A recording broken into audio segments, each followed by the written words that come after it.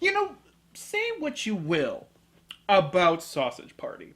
At the very least, it did not do the usual Sony film route of having product placement in their movies. Every single food item you see in that movie is 100% for the movie.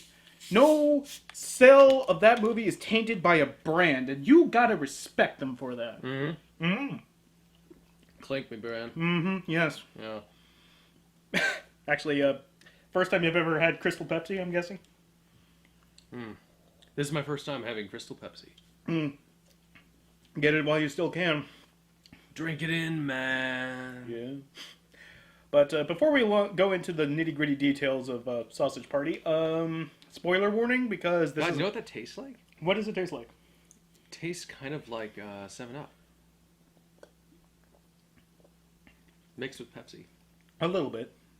Yeah, I mean, Kind of like a Pepsi-based 7-Up. yeah, it's pretty I was gonna say it tastes like Pepsi, but it actually doesn't.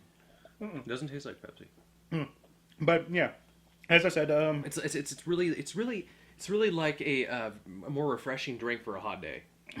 and it was a hot day today. But yeah, as I said, this is going to be talking about a comedy, and a good comedy, believe it or not. So yeah, just so you know, if you're had any inkling on seeing it, just go see it. Don't spoil the jokes. We're gonna spoil a bunch of jokes here for you. So we don't want It's that. a movie like this where we say spoilers. Mm-hmm. Not movies like, The Usual Suspects. No. Where, like, the first thing that we open with is, okay, I was gonna do it. But no. No, I was gonna do it, but I can't. Even though everybody's seen the movie, I can't because it was ruined for me. By Scrubs. No. What? Close. House. Oh shit. Yeah. I loved that show before. And now you don't. No. Ruin you. But yes, spoilers. No. The worst part about that, I think I've said this before. Oh. But the worst part of that was that I had literally rented it the other night, and I hadn't gotten around to watching it yet. I had gone to Videodroid, I rented the fucking video, and then I watched House before I was going to watch it, and they fucking ruined it right before I watched the movie. The worst timing ever. Oh, you just can't plan that. But so, now that we weeded out the people who don't care about spoilers or had no interest in seeing the movie, yet want to hear us talk about this movie. But yeah, Sausage Party. Surprisingly funny. Surprisingly funny, surprisingly good, surprisingly insightful. I mean, like it's surprisingly insightful for... Well, I mean, I should say for the people who come to this movie not expecting to get that. Oh, yeah. Like, and I love the fact that, like... Maybe not wanting it. I mean, like, if I can, like, summarize the reasons why I love this movie, it comes down to three things. One, it's a legit funny movie. Yeah. And that goes... Ooh. It is hilarious. Mm-hmm. Oh, God. That crystal will really do you in, man. I know, like, God damn, so much gas. So sorry. But yeah, one, legitimately funny movie. Two, it doesn't care that it's stupid. Mm-hmm. And embraces the fact that it's stupid. Like, so many movies have kind of shied away from its stupidity. Like, they're so ashamed of the fact that they're stupid. And they try to dress it up as best they can. Like, Suicide Squad is stupid. And it's a shame that it's... Really? Is it stupid? Yeah, Suicide Squad is a stupid movie. Please, tell me more. No, really, tell me more. Like I think this is the part of the review that we were missing for Suicide Squad. Like, let's get that. I will say that Suicide Squad is a stupid movie that was undone by the fact that it couldn't embrace its stupidity. You seem to enjoy it well enough, though. I enjoyed it well enough because I was able to enjoy its How bad it was. I was able to enjoy its stupidity, but I wish the movie could have enjoyed its stupidity like I did. It's even chafe at that. Yeah, it hit too close for me. It was attacking me at my... Got you right in the childhood. Got me right in the fanboy. So. Got you right in the childhood.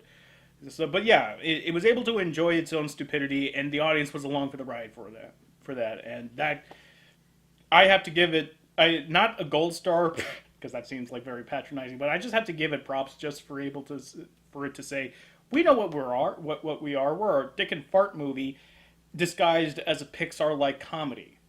Of course, we're being fucking stupid. Well, let's be honest. It's kind of an anti-religion movie disguised as a dick and fart movie disguised as a Pixar movie. I mean, and that kind of lends into what I was saying about it being stupid. Like it has aspiration. It's stupid, and its aspirations are pretty high, but they go about it in the most gloriously stupid way. Yeah. In the most smack you up the side of the head in the most broad sense possible. And I guess that brings me to why number 3 about it. Like, it has great aspirations. It's a stupid movie that enjoys the stupidity yet aspires for more. And It's a comedy about nihilism. pretty much. In a nutshell, that's what it is. And it gloriously so. Excuse me. All right, never again. Never again for these vlogs. Never again. Ooh, so sorry. But And the thing is, it doesn't really introduce that part of it until halfway through. Well, a little bit before, if you start picking up the little tidbits, but then it's just kind of halfway through, it just starts to go full blast, and it's still great. It's still great, if a little bit, preaching to the choir in our case, yeah. but maybe a little bit pushy. I don't know. But that's, again, those themes were, again, very broadly and very much smack you upside the head. Yeah. As well by the end of the movie, but it's a comedy that has been missing, that I find to have been lacking in recent years. Like a high concept comedy. Like we had like End of the World, like this is, what was it? Like This Is the End, or like there was another Seth Rogen apocalypse movie. I don't think I saw that. Yeah, the title escaped. The title has escaped me, and this Yeah, was. I'm starting to get it too now. Yeah, I know, right? Wow. Yeah, very gassy, but It's a Crystal Pepsi, very gassy. yeah, but More so than normal.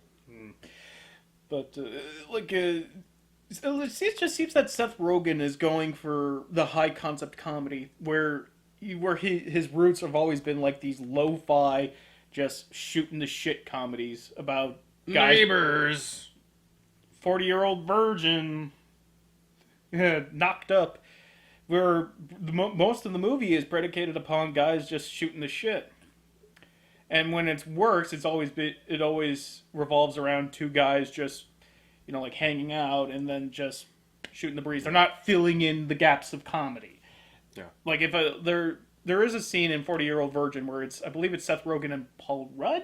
Rude Rudd. Like it might have been Paul Rudd, might have been another guy who were just basically playing Mortal Kombat Annihilation. No, that was Deception.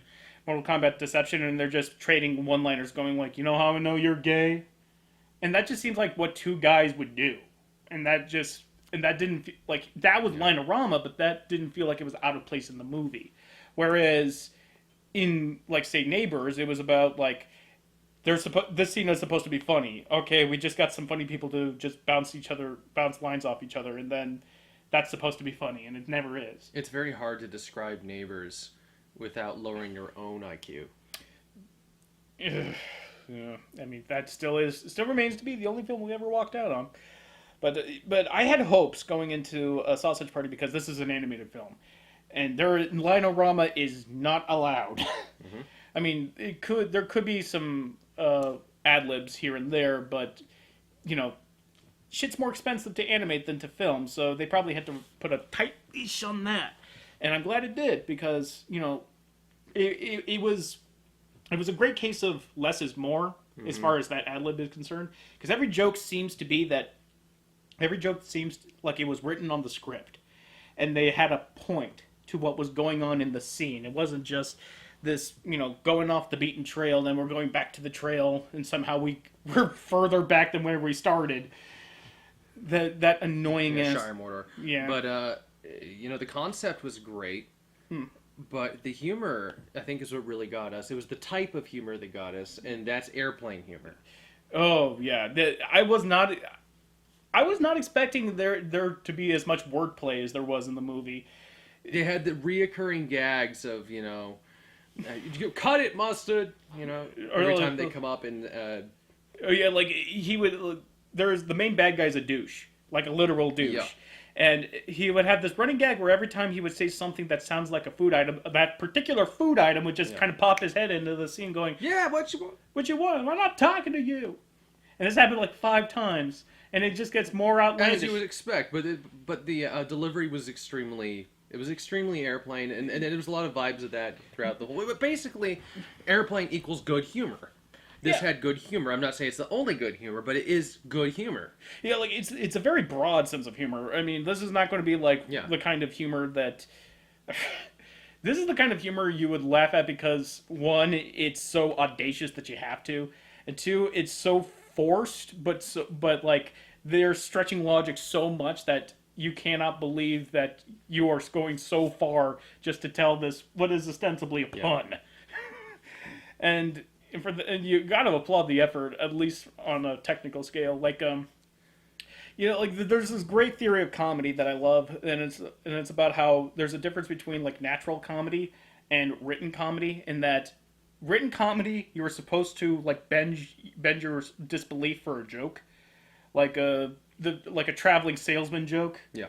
You remember when you remember that scene in Mr. Show where Yeah, I do. I Yeah. remember that shit. No, which scene? like remember the scene in Mr. traveling Show, salesman? the traveling salesman Selling leather pants in the Ozarks. yeah, selling leather pants. And I was listening to the commentary about that, about on that episode, and Bob Odenkirk was talking about like how he loved the idea of a joke that was basically a story that Oh yeah. So this movie has music in it, a little bit of musical in it. yeah. Actually, it's really just the beginning and the end. Yeah, but it has use of music. But back to what I'm saying about that, he loves the idea that you have to like stretch your imagination for one in order for this joke to work, and two to even believe that this story could have some foothold in reality. Yeah. And that's what this movie is. It's like telling this 1 hour and a half long food joke. It's like what would happen if food was sentient, and then excuse me, if food was sentient, how would they react to how their lives affect ours? Basically, we using them for sustenance, and then it becomes an idea of like, well, would food take such a nihilist situation and try to spin the narrative into like a religious fable, saying like, once you leave the supermarket, you're bound for glory in heaven, and all of a sudden you're just left wondering, is that what happened in Bethlehem some 2,000 years ago? And I mean, it takes a creative mind to take such a setup, as food learning to lie about their lot in life compared to us. It's like, oh my god, it's us. But no, it's really it's rated R. Mm-hmm. It's rated R humor, very very hard R.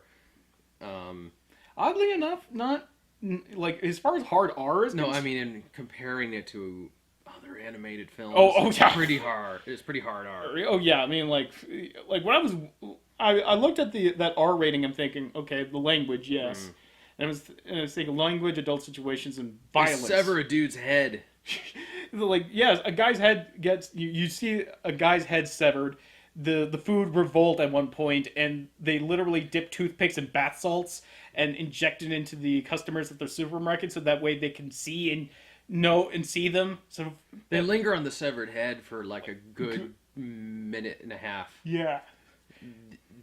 During the entire scene takes place with the severed head just in the background right there, and that's it's pretty brutal. It's brutal, but it is so funny too because the food just doesn't care. It's just like, oh yeah, whatever. But listen, guys, like, well, the head is taking up like 8/10 of the frame.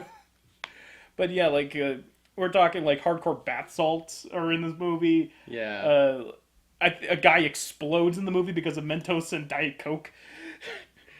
The Mentos farts its tablets out of its wrapper. Like he almost harakiris himself. He has to like, yeah. He has to harakiri himself and like. Oh yeah, you pull the string and it just like severs his body in half.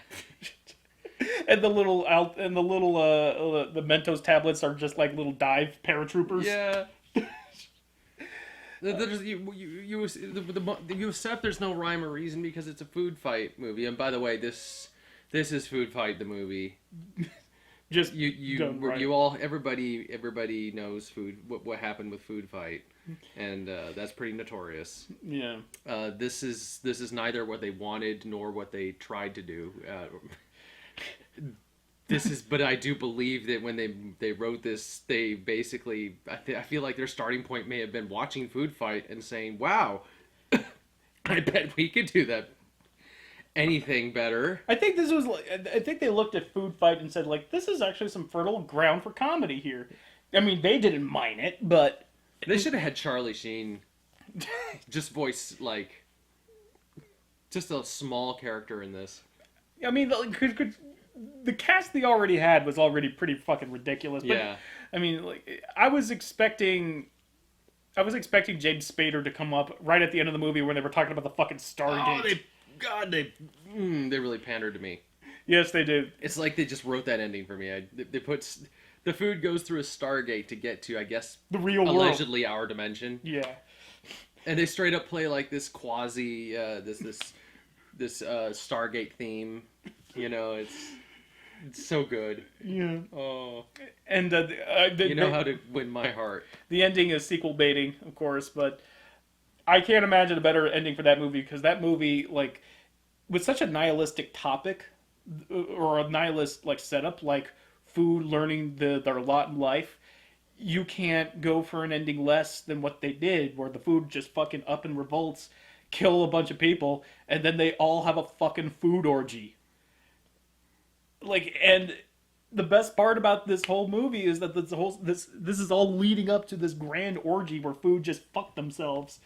Oh, they fuck each other so hard. Yeah, like Different types of food, fucking different types of food.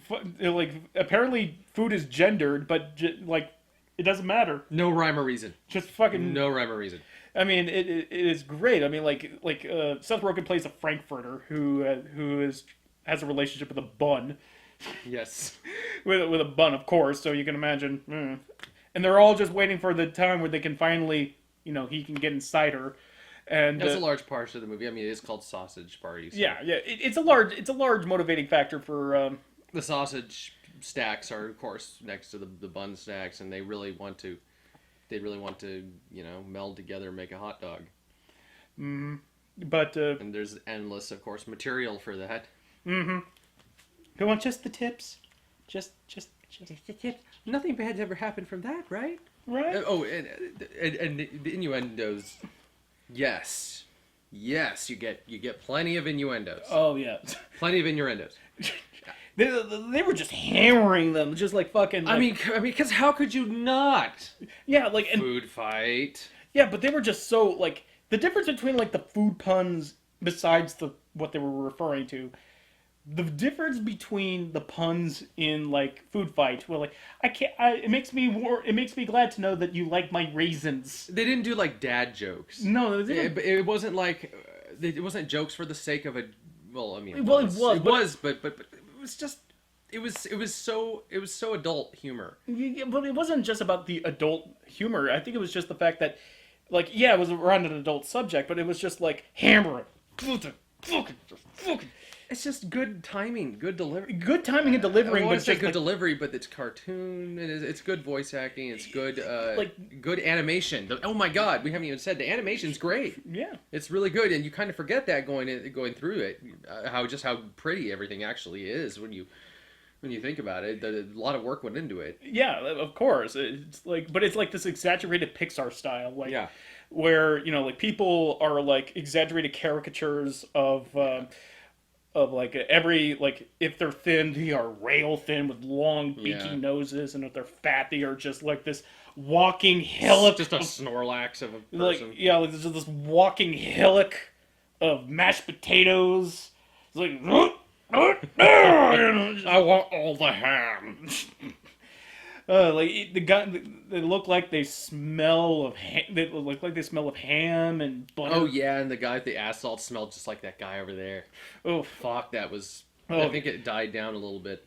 yeah, but for full disclosure, our audience was fairly good, except for the guy who sat in front of us, and he smelled like he just toked, like he cleared the bong.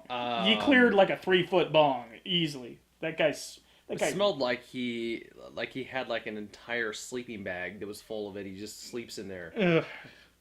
Like, I don't know any.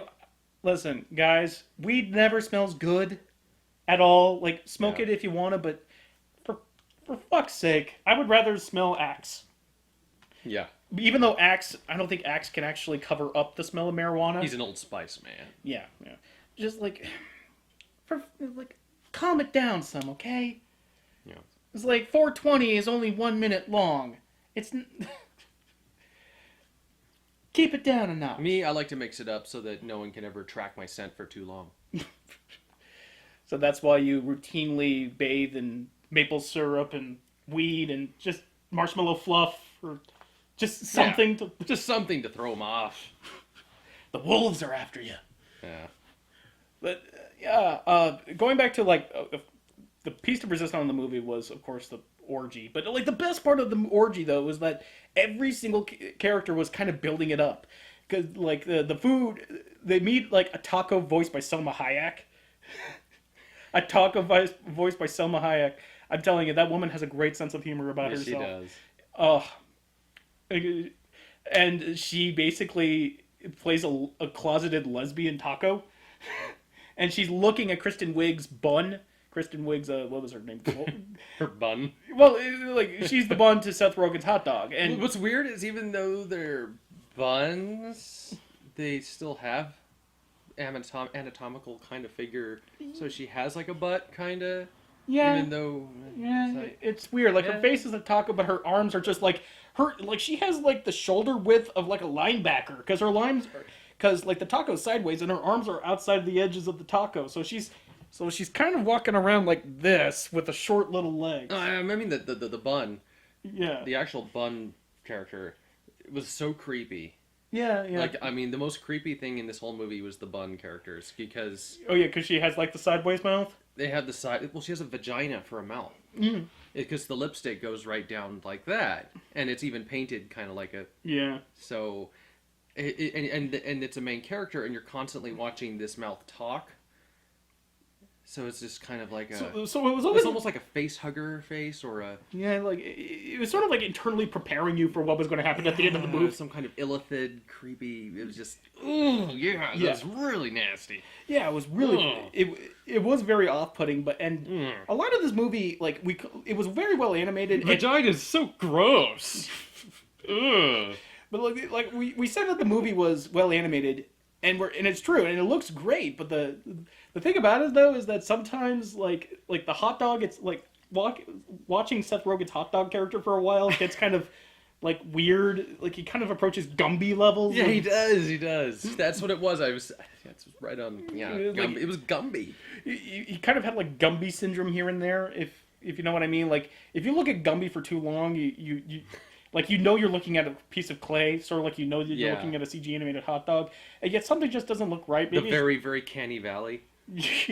like I posit that there is a second dip in the uncanny valley. The one before ultra realism, where it just looks creepy. Well, the one before that is the one where it's just, like you're looking at something fake, and yet it still looks kind of off. You can't really put your finger on it.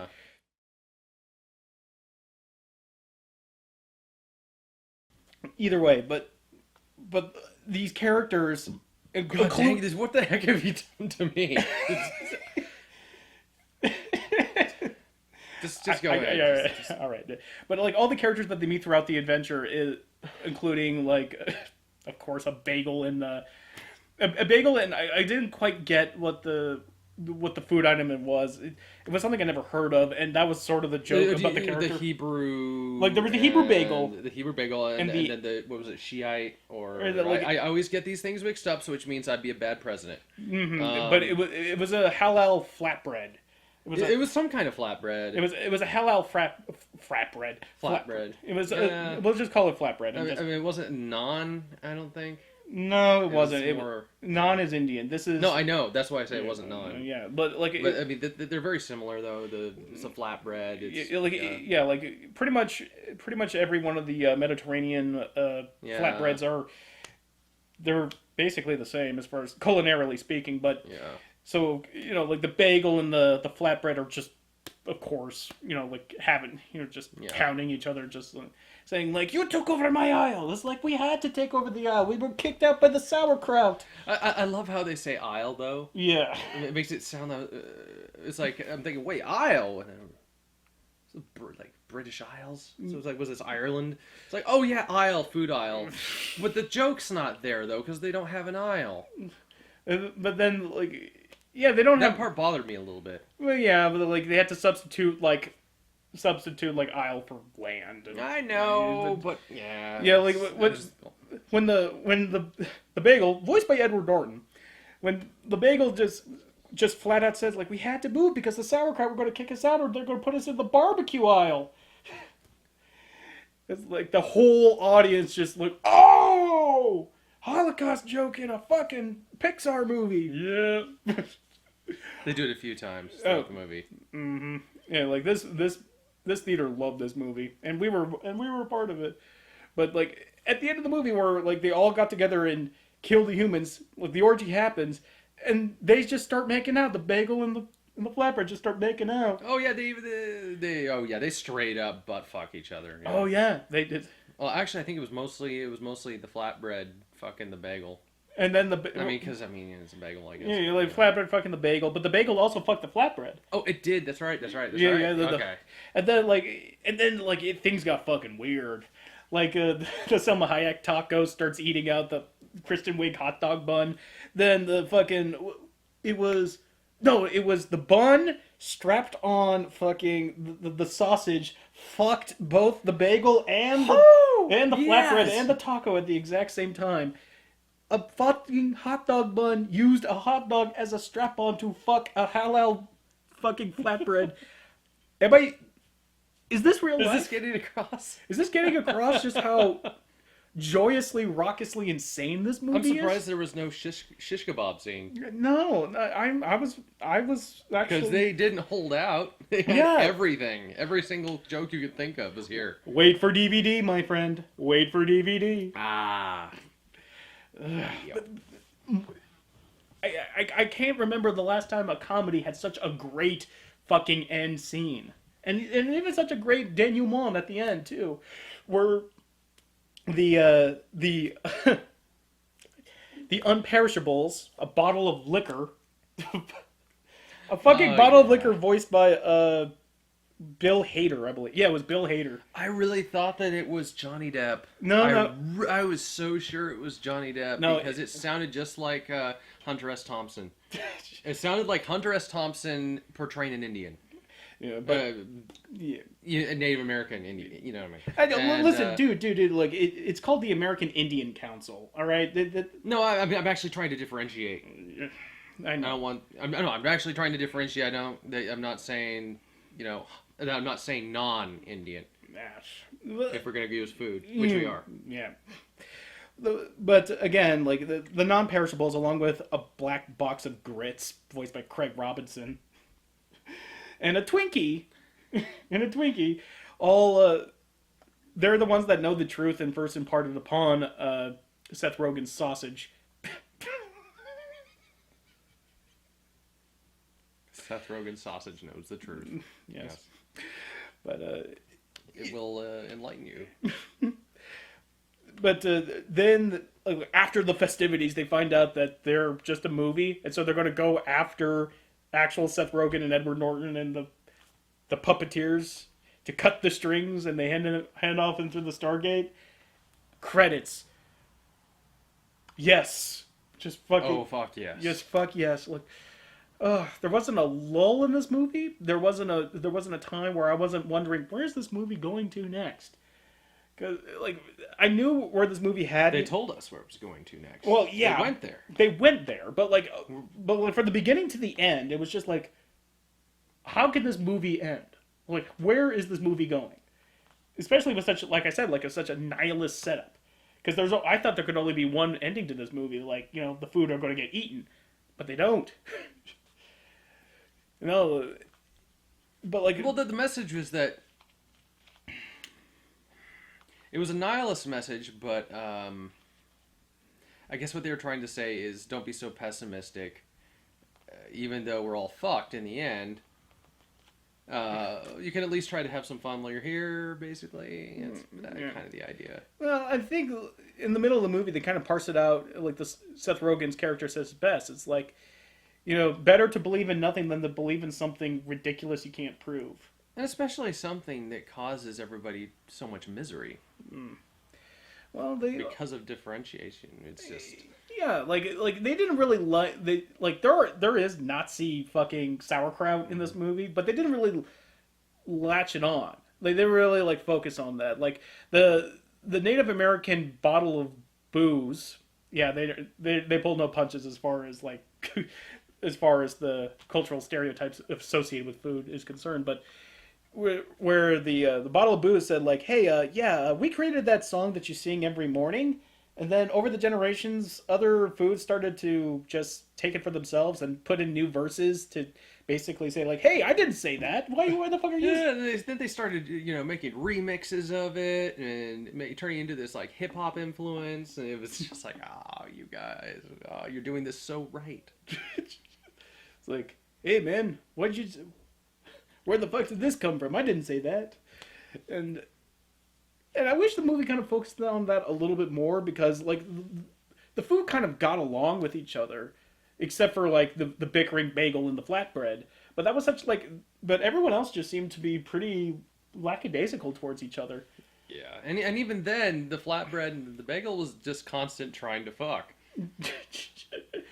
Yeah, and like when the day is won and and they're all united against each other, united, not against each other, but united, and they all fuck. It feels like, it feels like this movie was saying that at the end of the day, as long as people believe in the same thing, no. No, that wasn't it. No, That it was was- absolutely not it. Yeah, no, it wasn't. That wasn't it. God, It's all right. Yeah. All right. I know you're going for it. And It's as long as. You see, I think it's more like as long as everybody can believe that there's nothing to believe in. saying like just because believing in nothing doesn't mean it's a hopeless situation. I think that's more along the lines of it. Like Yeah. the lack of belief doesn't mean there is no hope. Except there really is no hope. Except that's the yeah. bad part. I mean, in our real world. I mean, let's be honest. I think that in the end, the message was basically, as long as we could all just agree that we can't believe in things because it's not real, and let's fuck. Just fuck. Let's just fuck each other. Just fuck. Because they didn't actually really get to what exactly we should do. No, they just said like kill the gods and let's fuck. Yeah, and you see that works for this movie, but we don't actually have gods to kill. We're kind of the top as far as that is concerned. I mean, we're I'm the not, gods. I'm not saying like I'm not saying like this message is applicable to real life. Well, except that that's the point, though, and they even mention us directly as an audience that we exist. They break the fourth wall. They have cosmic awareness. That's the movie. So we do exist, actually, and so therefore it is about us. Well, the sequel will be about us if there is a sequel. So God yeah, willing. very much it is about us, and in both a canon and and also just existentially, At the end of the day, isn't it just about eating and fucking? Just at the end of the day, it's just all it is. Eating and fucking also, mutually conclusive. Mutually conclusive, propagating species. Life doesn't need to be more complicated than that, I suppose. But we made it more complicated. We cured polio at the cost of not being able to freely eat and fuck. Tough decision. I think it's just in the end, the problem is that nobody wants to not believe in anything because it sucks. It's depressing, and so it's the idea is that basically we need to understand why people need to do that because they're weak, and some people just can't handle the truth. Just can't handle it. Now I'm just picturing that scene in the fucking And a few good men. You can't handle the truth. He's like, there is no God. You can't handle the truth that we're just movie characters. That we're just cartoon characters. And we're just made for other people's amusement. That scene could have. I'm sure there is some unfilmed skit rather, in Saturday Night Live's like desk drawer, some desk drawer they haven't opened in 30 years, where that scene happens. You can't handle the rodeo burger. Remember that old Small Soldiers? That old chestnut. That old chestnut. I feel like this movie did something for me it did something for me that hasn't happened to me in quite a long time. I can't remember. You laughed? Well, no, Deadpool made me laugh, and there was a few times in like our movie going sojourn this year that I laughed, not because they meant because you enjoyed my misery. Yes. Yeah, I enjoyed your misery. That wasn't the movie you were laughing at. That was me you were basically laughing at. Yeah, Thanks. but like I was laughing at the movie through a third party. But this movie, it's been a long, long time since I've actually seen an intentional comedy and laughed at the intentional comedy. I mean, like Deadpool was a comedy by its technical definition, but like if it wasn't funny, it wouldn't be as good, but it would still be a good movie. This movie is entirely predicated upon it being a funny movie. Yes. There's like if it's not funny, then it's just the ship's completely sunk. So I can't rightfully remember when a pure out and out comedy made me laugh in the theater that hard and that often. Well, there was Swiss Army Man, but that still wasn't 100% comedy. Yeah, like it had comedic elements, but that movie would still be good if it wasn't as funny as it was. It was funny, but that wasn't like that movie wasn't going to live or die by that definition. I think the last time I laughed this hard was probably Superbad in the theaters. Really? Yeah, Superbad. I remember laughing quite a bit at Superbad in the theaters. I mean, we were also younger then. Yeah, but like if I don't know how that would live up. Yeah, I often think about that too, because for a while Superbad was one of my favorite comedies, and I would like to go back to that movie fairly recently and see how much that movie has aged. Yeah. Because what made that movie so funny to me was like how true to life it was for me and John at the time. Because me as Jonah Hill and John as Michael Cera's character, that was our relationship through high school. I was there. Mm. And I remember that movie hit way too close to home for the way I was in the way I felt in high school. I was not the same person I am now. So neither are you. God dang, if anybody changed the most, it was you. Yeah. I mean, like, if you went to my earliest fucking videos, you would see me almost right out of high school. I started making movies. I started making videos 2008, so I would have been about 5 or 6 months just out of high school. So, yeah, third evolution right here. I would like to think that this is not the final evolution. There's a mega evolution waiting for me. There's this new evolution thing. There's mega evolution, and there's like this new types, extended from it into like new. Like an island-specific evolutions. What was it called, Eola or something? Yeah, Eola, whatever. I don't care. Sorry, if it ain't 151, don't care. Although there is some cool stuff I've seen. I can trail off. Yeah, but more importantly than the fact that this movie was a good comedy, and I hope it does well. It's the fact that it's Sony that produced it. It's Sony are the people that made the Adam Sandler movies. Yeah. Everything and Sony and apparently Ghostbusters. Yeah, Sony was Ghostbusters as well. So good on them for making this. For believing in this. For ponying up the cash. For an R-rated CG comedy, computer generated comedy. And that is important in this environment. And I hope that this opens the doors for other, future projects. Doesn't necessarily have to be adult comedies. It could just be regular adult animation. That's a good lesson there. Is that people should be allowed to make people should have the opportunity to make bad movies so that people can also have the opportunity to make good movies. Like, or the other way around. People should have. Did you say like people? No, I said people should have the opportunity to make bad movies should be available so that you can also have the opportunity to make good movies. Well, I think the good movies have to come first. You should have the opportunity to make good movies so that you can also have the opportunity to make a bad movie. No, like in order for a person to make a bad movie, they would have a good movie had to have been made in the first place in order for that movie to in this environment. No, that's well, obviously. I mean, it's not like no, no. What I'm saying is that if people aren't able to, if people don't have the ability to take risks, and and if people don't have the ability to do something that other people think would be a bad idea, Ghostbusters, even if it turns out bad, people should be, the opportunity should be there.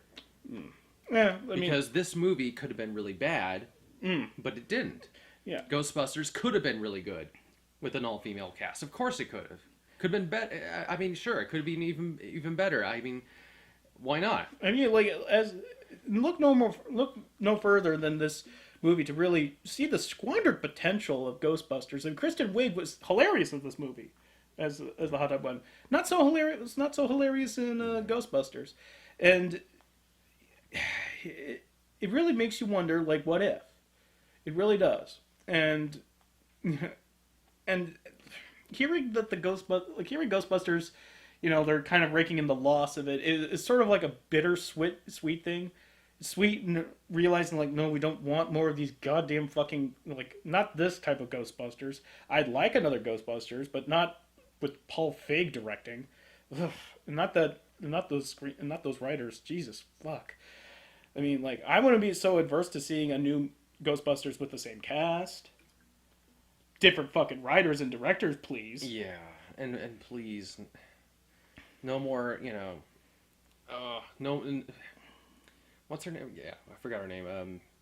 Which one?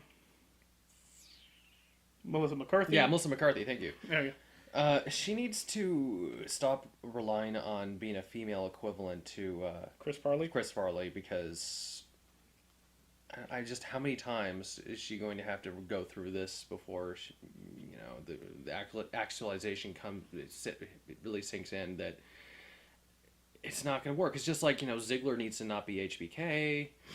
Find yourself. Don't keep relying on this trend that doesn't work for you. I don't know. Like, maybe I just hate the trope. I just really hate it. Yeah.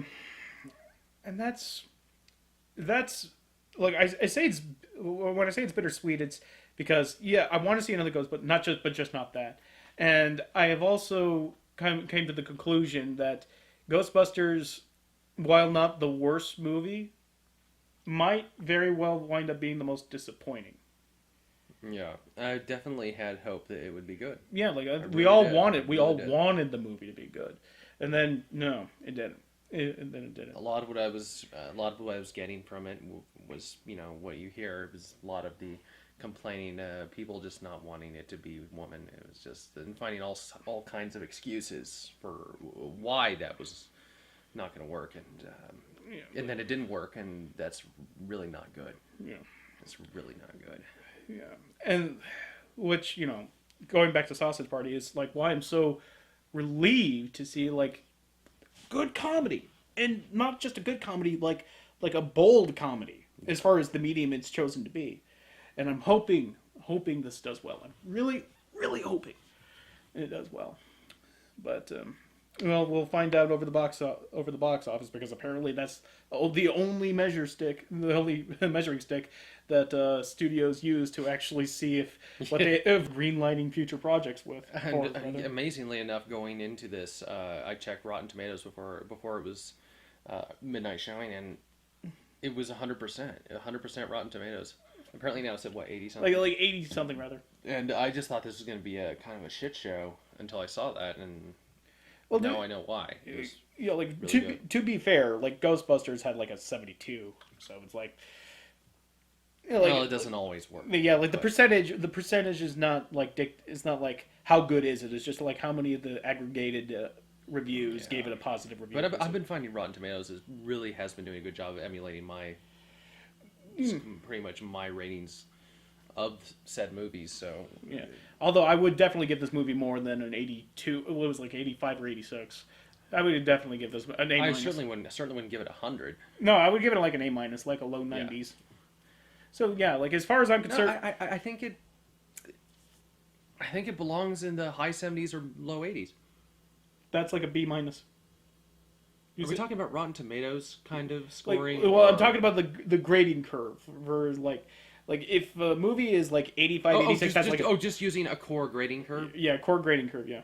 So that's giving it like a B. Well, if we're talking about a situation where a lot of times you get a B or an A. Well, I'm just using like how like high schools just grade papers. Like if Well, you get like that's a bad way to look at it because Rotten Tomatoes gives such low ratings so often. It would be like if it would almost be like if it was like American. It would be like if American students were going to school in other countries and then being graded for the same work there. well, considering they do use a different curve. But like, yeah, I've seen plenty of 50s, which is technically an F, that were all right movies. I mean, like, if I was to like, it's not exactly comparing. It's not exactly a 1-to-1 ratio. But the point I'm trying to make is that this is definitely an A movie, not quite an A plus, but as far as finding legit comedies are concerned, this might as well be an A plus. Well, let me put it this way. I mean, I don't like to use the school grading system for movies. Yeah, especially considering some schools do it very differently. But yeah, different teachers have different. Anyway, so yeah, I guess I would give it probably just about an 8 out of 10, maybe a 7.7. No, 7.9.3 out of 10. Yeah, I mean, like, just I have to leave room for the really good shit. Now, if it only had a farting corpse, then it would be Ha! like 9.5. Says you. 9.5. You did. We both enjoyed Swiss Army Man more than this movie. Oh yeah. So I mean, what would you give Swiss Army Man? All right, I would give Swiss Army Man a 96, which is like A, not quite an A plus. Stop using school. Stop using that ridiculous system. It's flawed. Oh man, another tool in my repertoire to rustle your jimmies. Oh God, my cup runneth over. God damn it. Hey Gabe, A work on that one. It's not a high school freaking essay. It's an actual. Okay, and we're veering off the trail here. If we haven't been clear, go see Sausage Party. Yes. As long as you realize that everyone who made the movie is in on the joke, so like take some of the more what's the correct term I'm looking for? The fact that Selma Hayek plays a taco. A taco. Yeah, and Craig Robinson plays grits. And every fruit in the produce aisle has a stereotypically gay accent. With like a Freddie Mercury mustache. And they didn't have any mustache. One of them did. Oof. I think it was like a rutabaga or something. Yeah, like in German sauerkraut are dressed like Nazis. As long as you know what kind of humor you're in for, go see Sausage Party. Till next time.